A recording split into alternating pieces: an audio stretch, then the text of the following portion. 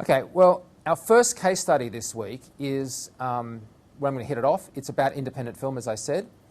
And I guess it starts with a premise. Have you ever wanted to make a feature film? Have you figured that maybe it was like impossible? Like, I want to make a feature, but it's going to seem pretty hard. Might seem particularly hard to make a feature film if you're not living in Hollywood, like you're away from a major media centre that, you know, it's all very well and good if you're famous, right? Because if you're really famous, you can sort of pull off anything you want. So, well, look, perhaps you've seen a couple of the examples of this lately. Like, there's some stories floating around on the net, and these are really good. There are people that have done stuff and paid reasonable money to get, like, DRM-free content. So a good example of this is there was a thing published pretty recently by a comedian, Louis C.K., and he wondered whether or not someone would be willing to buy some material, like a program that he did, even though it's trivial for them, of course, to steal that and pirate it. And so for a couple of weeks, he has had his material out there. In fact, he put out a full DRM-free version that anyone could buy and download, and he basically marketed his own latest performance. And he marketed it on his website for $5, a rate so low that it's not really worth cheating to get it. Well, in 4 days, he earned $200,000. In 8 days, he'd earned a whopping $1 million US. And that's pretty impressive, right? Ed Burns is another one. Ed Burns, you might have remembered from Saving Private Ryan. He's also been in Entourage, which I love. So he's been doing independent films for ages. He started in 1995 with the Brothers Macmillan, and that grossed over $10 million at the US box office, and it had a budget of around $25,000. Ed Burns has also done a bunch of other cutthroat filmmaking stuff. In 2007, he released a thing called Purple Violets, which was just released only on iTunes. It was exclusive to iTunes, and that was successful for him. His second last film was shot on the Red One, and it was called Nice Guy Johnny, and that was available only on digital download or on view on demand, completely bypassing all theatrical distribution. Okay, so he's just closed out the Tribeca Film Festival with Newlyweds, and that's now, just right now, literally available on iTunes. He shot that on a budget of $9,000, and instead of the Red One, they went to B&H in New York and bought a 5D Mark II and started filming that feature film the same afternoon they walked into B&H. And they shot without restrictions. They shot with friends. Sometimes they knocked off as many as 14 or 15 pages of dialogue in a single day. And these are the kind of success stories that we normally hear about, and you go, wow. But I would say that's kind of easy because they're already movie stars, right? They're already well-known comics. They have the megaphone of their own success to get the word out. They can promote their projects because they're already like the actor from Saving Private Ryan. They can get on People magazine if they want. And you guys, presumably like me, are not movie stars. So the question comes, can you do that kind of stuff yourself, or do you just look at these other projects in somewhat frustration, as I do, and say, yeah, all that's very well, but I'm not going to be able to pull that off. So let's cut now to an interview I recorded yesterday with an independent filmmaker, a really great guy, Enzo, who isn't a movie star, surprisingly, isn't world famous, and certainly can't get on the cover of People magazine. And he joined me here in the studio. The plan from the start was, when we got to the tunnels, was to get to the lake, because that's where the story was. Okay, through here. Through there? Yeah. It's a bit tight down there, Tubby. You reckon you're going to make it? Directly below one of Sydney's busiest train stations is the forgotten water resource that's causing all the controversy. Yeah, nothing stood out. To start off with, it was quite normal. Hey, Tangles, something wrong with the light. Is there something stuck on it? Shit! How did I not see that coming? I was starting to feel there was something not quite right. Bell out, Moss. Did you?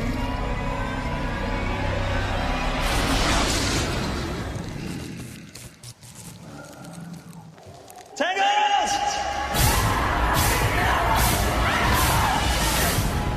Steve, we've got to go.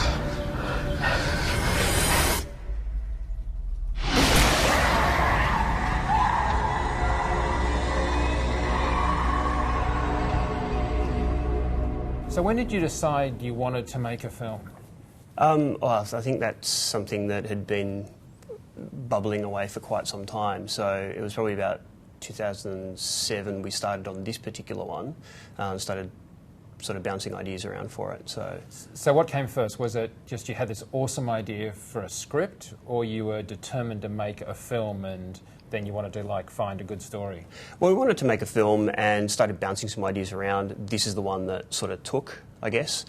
So as we started developing it up and got to a script that we were really happy with, started thinking, all right, well, now we've got to find a way to make it, find the money to make it, find a way to get it done. So if I bumped into you then and we'd been having a beer, how much money would you have said you wanted? We were looking for about somewhere between $600,000 to $800,000. Okay, and at that point, how feasible did that seem to get that money? It seemed feasible enough to get the money. In fact, at one point we had begun speaking, like warming up some contacts that we had for investors and things like that, and they were going very well. We got to one crucial part of the process, which was we said, okay, we're going to come back to you with our pitch. And we went away and ran the numbers against our budget, against potential sales, talked to some consultants, and it was pretty grim. The forecast was pretty grim, and I sort of went, we can't walk into an investor with that because we're just asking them to throw away their money, basically, or at least we couldn't guarantee a return. So we started looking elsewhere. Did you have a point at that stage where you kind of went, well, we can't make this film, we need to make another film or a short film or do something else? Or was it you just really had the script now and you're like, okay, we have to work out how to make this? I think it was more we have to work out how to make this. We'd gone down the road and made a bunch of shorts and all that. It was great, we were ready to take a step up. So if anything, it was about how do we make this film in a way that's feasible? Do we need to scale it down? Do we need to rewrite so that it's affordable? Or, we're looking at those kind of options to begin with. Because the amount of money we're talking about still in film terms isn't a lot. No. So like whenever you go and shoot something with length, you're just going to have things you have to pay for. So it's not like you were already like, well, we can cut out the Barbados trip. Yeah. How did you feel at that point? Did it feel insurmountable, or was it like you didn't know what you didn't know, so you just were moving on regardless? Well, it's funny because we had been throwing around this crazy idea about, and there was a lot of crowdfunding happening around at the time, so I guess it was already bubbling away in the back of our minds that this was something we might think about for a project, not necessarily this one.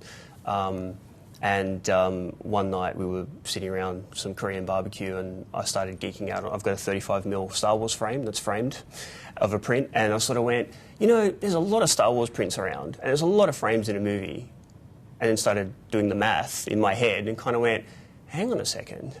And that's when we stumbled across the idea that if we start selling the frames individually, we might be able to raise a significant amount of money for us to at least start the process. So who's at this Korean barbecue? How many people are there? It was myself, my co-producer Julian, and his then fiancée. Okay, so there are three of you sitting around, and you come up with this idea.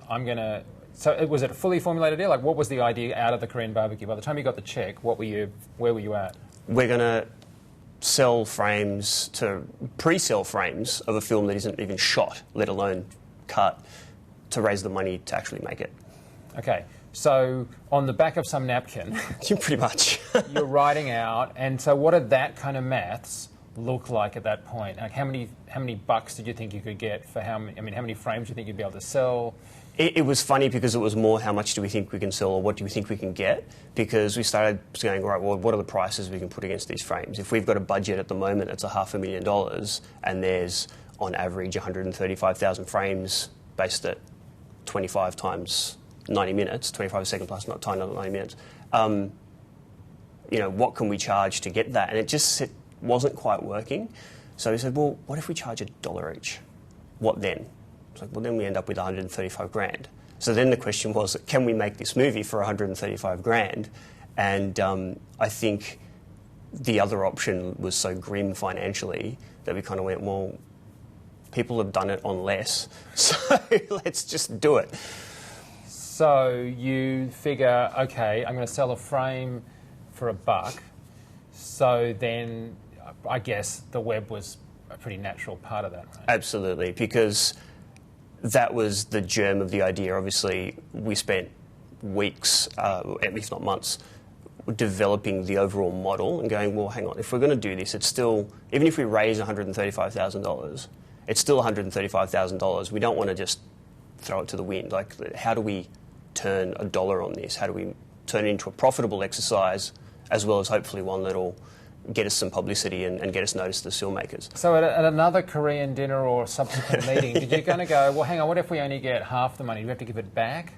Or I think we made a conscious decision pretty early on that if we would sort of gauge how the money was flowing in once we launched. And so if we had enough to get started, we would start and then stop when the money ran out, if that makes sense. It's not quite that simple, because there was... The script broke down in a way that we could think about doing it that way. It's like, if we can raise 20 grand, that'll get us through the office sequence and the simple stuff. Maybe you could on-sell it to somebody because they've now seen the first... Or something like that. Exactly. We sort of thought that through. So the key was getting attention to make it happen. Okay, so yeah, because there are, a couple of websites in the world. And so just putting up a website by no means guarantees that, which I guess is the same problem with a film, right? Like, making a film, there's no guarantee anyone's going to see it. Yeah, but how do you cut through? How do you get, exactly, for people to notice? And also, at this point, were you just, I've struck gold and I don't even tell anyone this idea because they're going to steal it and do it first? Or were you more like, I don't know if this is going to work, but I'm going to give it a crack? To be honest, there are people around the world that have done similar things in terms of dollars per frame. So it's not, we're not the first people in the world to have done it. So all your friends thought it was going to work, and you were comfortable. No one was saying you're nuts. No. Everyone thought we were nuts. Everyone thought we were nuts for one crucial thing. It wasn't the crowdfunding aspect. I think they'd seen that happen enough times. But we said, how can we gain maximum publicity around this? Because we need the attention to be able to raise the money, and we need the attention to make it a success. Yes. And so we started looking at what was happening online with file sharing.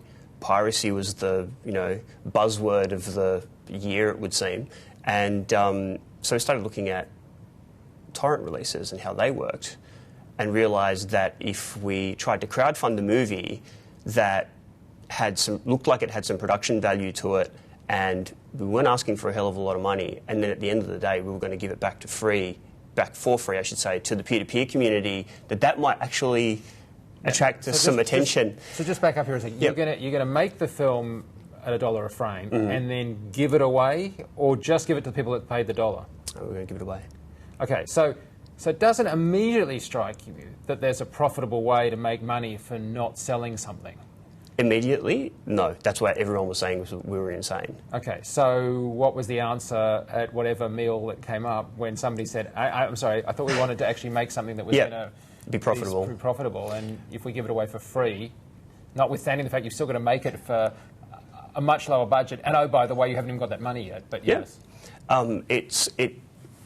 It came down to a probability and numbers game, right? So you look at something like BitTorrent in particular, that client alone, that torrent client alone, has a user base of something like 110 million people around the world, registered users, right? So people that aren't registered are even bigger than that. Right? I'm going to say that most of the people, because I use BitTorrent, I use it legally, and we distribute content that way that people have bought.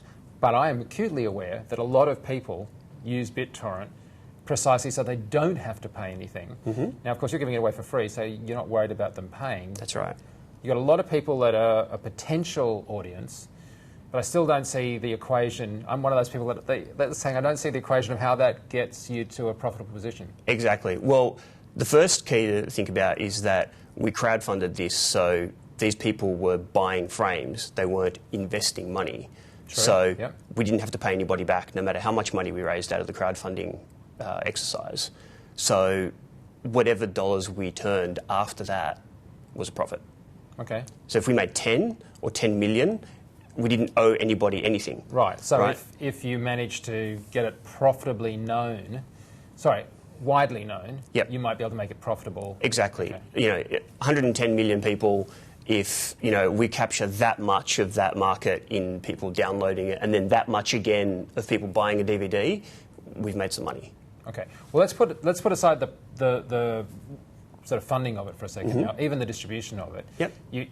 You've now effectively got to still get people to notice the site to give you the $1 per frame. Yep. And that site could have sat in obscurity. How did it come to people's attention? We spoke to a couple of key websites, international websites like Torrent Freak, an obvious one, huge reader base. They liked the look of what they were seeing, wrote a couple of articles. Suddenly we had a flood of traffic to the website. Places like Gizmodo also found it a very interesting article. They put it up, flood of traffic to the website. So we managed to get it into a few key places that sort of started the waters flowing a little bit, and then it all sort of picked up from there. So how long did you think you'd take to sell your, allocated 100 and whatever it is, 35,000 frames? We didn't know. How long did it take? Well, we haven't sold them all. Okay, so what point, because you've actually shot some stuff, so what point did you say, well, I've got enough to go shoot? Yeah, I think we had about somewhere between 10 and 15 grand in the bank, and went, that'll get us through our first I think the first half an hour of the film, because it's very, office scenes and things that we could shoot very cheaply. At least we'll have something in the can. If we can go and get that stuff, then we can use some of that material to feed back into the online sort of social media publicity machine, get more interest, hey, it's actually happening, and that would drive more frame sales, which it kind of did. So what happened? What happened overall? Yeah. We ended up finishing the film on about 50 grand. Managed to get a bunch of sales happening, got a local distributor here in Australia. We got Transmission Films to pick up in Australia. Even though you had gone through with the BitTorrent? Absolutely. That was, from day one, was a stipulation. We said, we've promised this, we can't take it away now. If you like what you see and you're buying what we're selling you in terms of what we're talking about here and how it might be profitable, then, see what you think. And they were forward-thinking enough to go, let's give it a shot. They didn't distribute it theatrically because they thought maybe that was a bit too high a risk. But we went to DVD here in Australia. We did our own short theatrical release for a month. It went to DVD here in Australia and New Zealand. We did our own DVDs internationally. They're selling by the website. The torrents went live, which have racked up now somewhere between, we estimate, 3 and 4 million downloads, a million official downloads, but then people sort of re-uploading it on different trackers. But just to put this in context for a second, I mean, you might... That's not to mention pay TV. We've got pay TV. Oh, okay, pay TV. And a whole bunch of other stuff. Well, no, tell me, what? Okay, so premiere night, we went out on BitTorrent. Here in Sydney, we had a big Popcorn Taxi premiere. We went out on Showtime Popcorn premiere. Taxi, for people that don't know, is like a film appreciation group of people that get together to look at films and then hopefully filmmakers talk at the thing. Exactly, yeah. So it's really speaking to people that are what you might call early adopters of film. Exactly. So a whole bunch of festivals we still managed to get, even though we had released already online, which is often a killer. Yeah. If it's even been at some other festival, they don't want to see it. Exactly. And like I said, we got pay TV here in Australia. I'm in in-flight sales on Qantas and Virgin. The list goes on, basically. Because I was sitting on a flight to LA like a month ago, just before Christmas, like it was missing November. Actually, it might have been to Hong Kong for SIGGRAPH Asia. Mm-hmm. And sure enough, there you were in the in-flight, directory. Right next to film. X-Men First Class, which was kind of like, cool. So it rolls out, and not only did you get all of that success, which presumably means that as you only needed to make $10 to be in profit, it went into profit pretty quickly. Mm-hmm. But the point I was about to make before you commented on the pay TV is you could make a successful film in this country as an independent film, and if tens of thousands of people saw it, it would be considered a monster hit. Like, it's not the economic level we're talking about. It's the threshold of success is like 2 orders of magnitude lower than what you're talking about, even by one of your distribution outlets. Yep. I mean, your Cast, for example. Now, how did that work? Because in one sense, that's terrific because they've got amazing exposure. Mm-hmm. But in the other sense, obviously, they weren't being paid a fortune up front. No, they weren't being paid a fortune up front. And it basically came down to a negotiation with them and saying, look, we can't afford to pay you a hell of a lot, but we're going to pay you something. And in exchange for what we're not paying you, there was a bit of a sort of a revenue share deal put into place with those guys to compensate them. You have to offer a deal that's respectful. You can't just go, we're not going to pay you and it's all going to be on deferral. And, I've done dozens of deferral projects in the past. One of them has ever seen a cent back to me. So I know that's... The only thing better than a deferral program is if you work on this one, I'll give you the next paid one.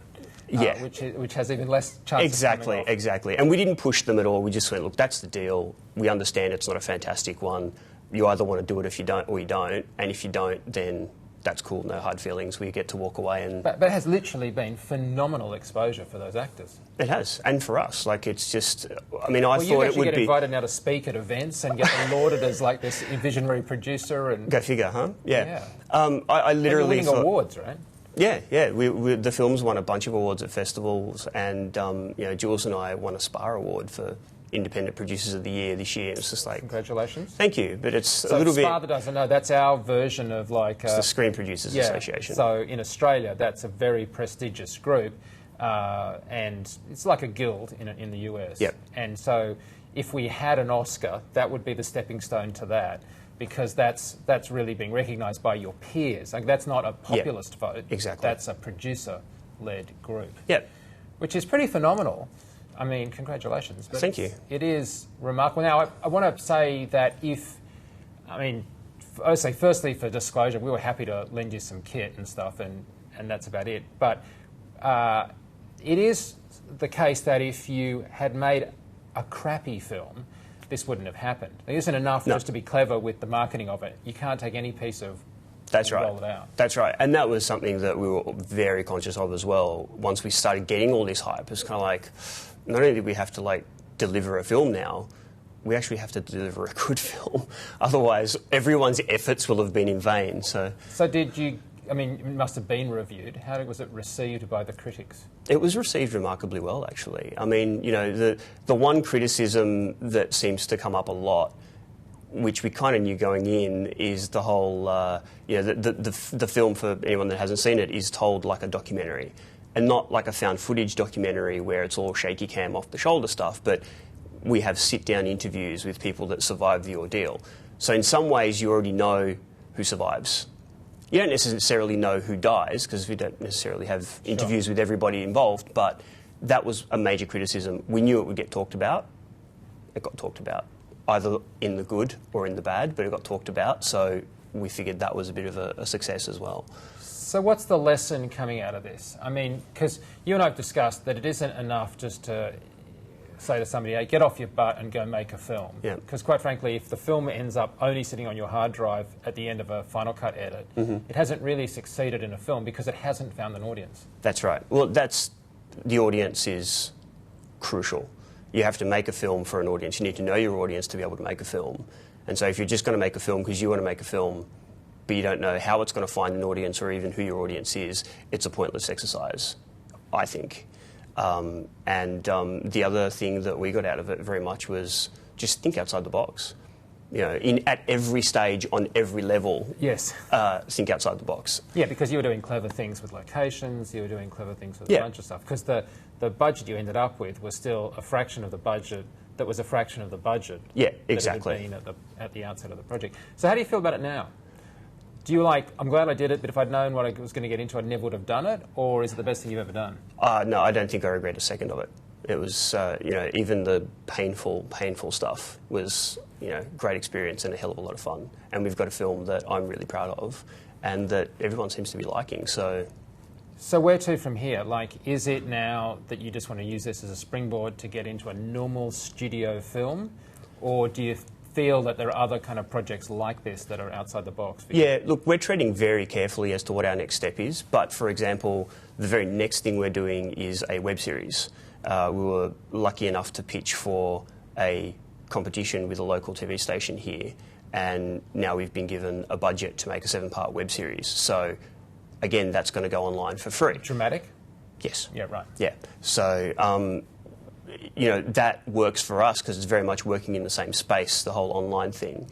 Having said that, we're also in discussions about more traditional model films people are bringing us scripts or offering us projects, and we're developing things from the ground up that are structured a bit more traditionally. So I guess it's a bit of both, because I feel like at the moment, at least the crowdfunding thing anyway, it is a means to an end, but it's not a one-size-fits-all at the moment, so you have to be judicious. You know, for us, the crowdfunding internet free release via BitTorrent thing worked because the demographic for our film was the same as the demographic of heavy BitTorrent users. You were making a period drama about what it was like to be a butler in this sort of 18th century. Precisely. So, you know, every stage of the filmmaking process requires very, very critical and clever thought. You don't just do everything the way it's been done just because it's the way it's always been done.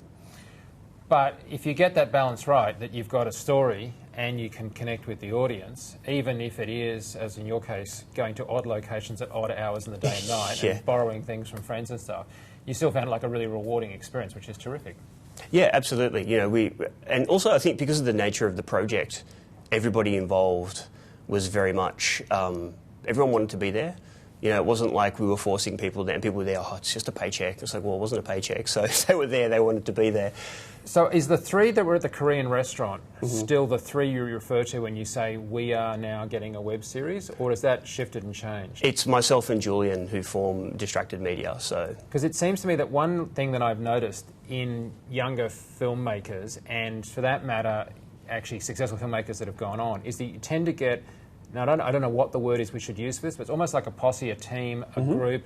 Pixar call it the creative sort of group or council or something. It's a group that'll say that's a bad idea to your face, and happily so, but not at the risk of alienating you because you've got that. Is that how you feel? Like that, you can't do it alone. You need to group. Without a doubt, you need to group, and you need trustworthy people who you know you can rely upon when you delegate something to, for a start. But also, as you say, people who are going to be honest with you and just say, look, that's really not what you should be doing.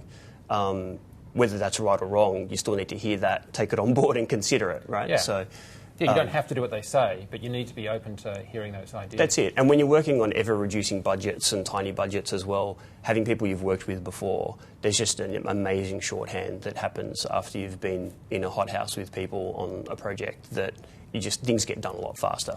Yeah, and the creativity of being able to just say, well, I need to have this thing in the plot happen, so we've got to work out some way of doing that where I can't actually, film that or refilm that or blow that up or flip that car or whatever it is. Yep. And those creative bits are rewarding when you're working with somebody and you trust them. Yeah.